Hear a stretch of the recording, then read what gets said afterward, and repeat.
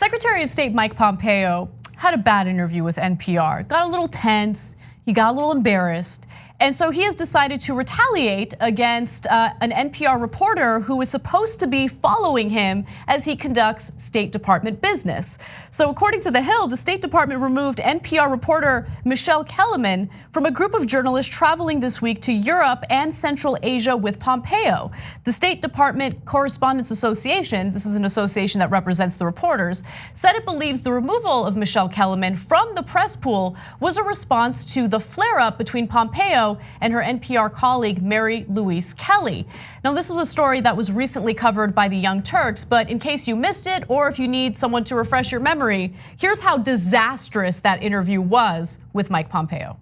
People who work for you in your department, people who have resigned from this department under your leadership, saying you should stand up for the diplomats who work here. I don't know who these unnamed sources are you're referring to. I can tell you this. These are not unnamed sources. This is your senior advisor, Michael McKinley, a career Foreign Service officer with 4 decades experience, who testified under oath that he resigned in part due to the failure of the State Department to offer support to Foreign Service employees caught up in the impeachment inquiry on Ukraine. Yeah, I'm not going to comment on things that Mr. McKinley may have said. I'll say only this. I have defended every State Department official. We've built a great team. The team that works here is doing amazing work around the world. Where have you defended Marie Yovanovitch? I've defended every single person on this team. I've done what's right for every single person on this team. Can you point me toward your remarks where you have defended Marie Yovanovitch? I've said all I'm going to say today. Thank you. There's something about the Trump administration where everyone likes to speak like in a breathy way.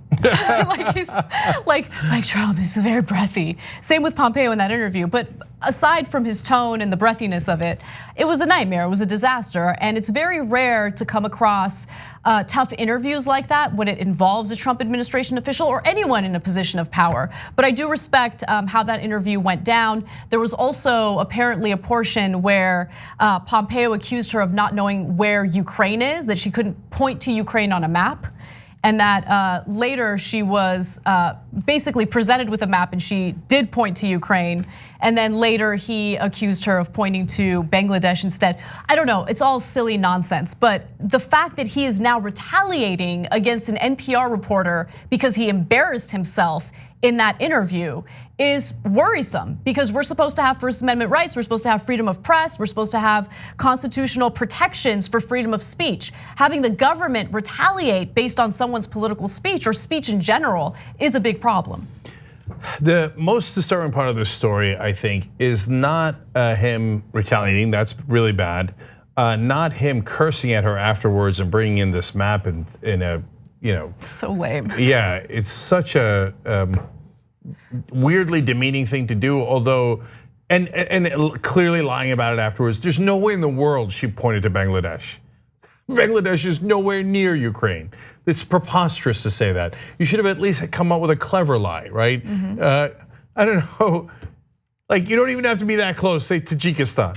Okay. Or don't say anything, don't be petty. Or don't lie, how about that? Right. Because you're obviously lying. Okay, but to me, that's not the worst part of the story. The worst part is he apparently yelled at her afterwards and said, you weren't supposed to bring up Ukraine. Oh, so that's how this works. So you get people that you assume and demand friendliness from in order for them to get access. And then you tell them what they're allowed to ask and not allowed to ask. And if they have the temerity to actually be a journalist for a couple of minutes and ask you about something that is clearly in the news and the most relevant thing she could possibly ask about, the American people don't care about Ukraine. Trump's getting impeached over Ukraine. So it's not like she picked a random country out of nowhere. So for you to be upset that you'd be asked the most relevant question because you had assumed that you had the media under your control, I think that's the most telling part of the story. That is the most telling part of the story. And I think that it does speak to the unfortunate marriage between the press and people in positions of power.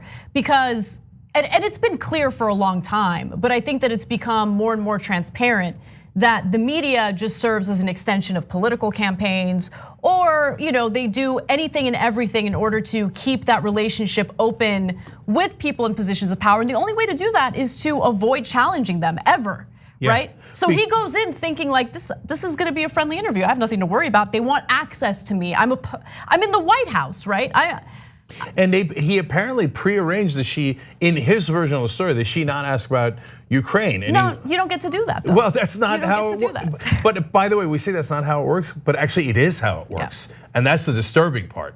And that's not how it's supposed to work. Now, credit to Mary Louise Kelly, who did not listen to that and asked the relevant questions and asked hard questions and asked follow-ups filled with facts. So she did a fantastic job. I love giving credit where credit is due. And by the way, if you're asking, well, how do they have this kind of power over the press? Why did he assume that he would not get any hostile questions from NPR? Well, look at what he just did afterwards. Oh yeah, now you'll be punished and you'll lose access. And right now, I guarantee you they're having a conversation at NPR about how to react to what the White House is doing. Should they give them concessions? Should they? No. I mean, look, I don't know how this is going to turn out.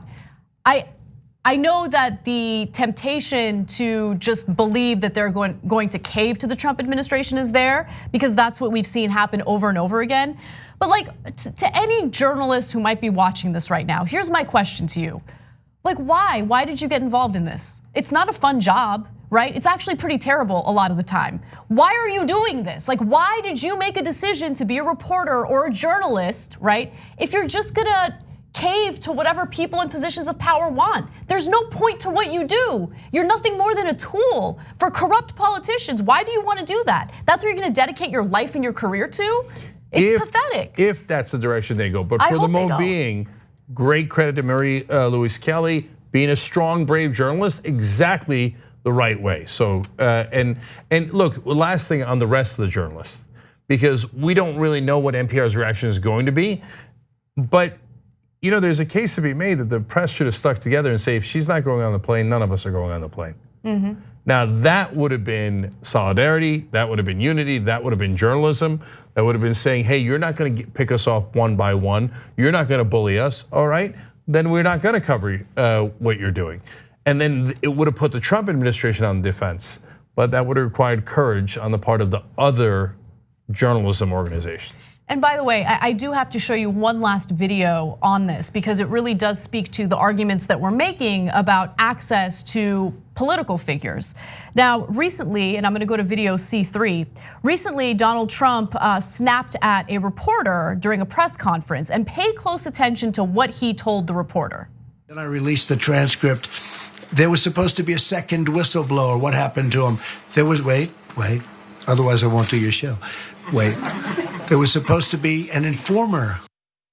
Wait, don't ask me any questions I don't want to hear, otherwise I won't do your show. I mean, he's transparent. He just says the quiet parts out loud. It's amazing. And that's how that game is played. It's one thing for the politicians to play it. It's another thing for the journalists to play it. Don't miss your chance to win a trip to Los Angeles and have dinner with Cenk, John, and me. Just head to tyt.com/dinnerinla to register to win. Sign up for a free Aspiration Spend and Save account. Then you just register your eligibility and swipe your Aspiration card daily on purchases to gain entries. Not only are you entering to win a trip to Los Angeles and dinner with TYT hosts, you're also not depositing your hard-earned money into fossil fuel exploration or production.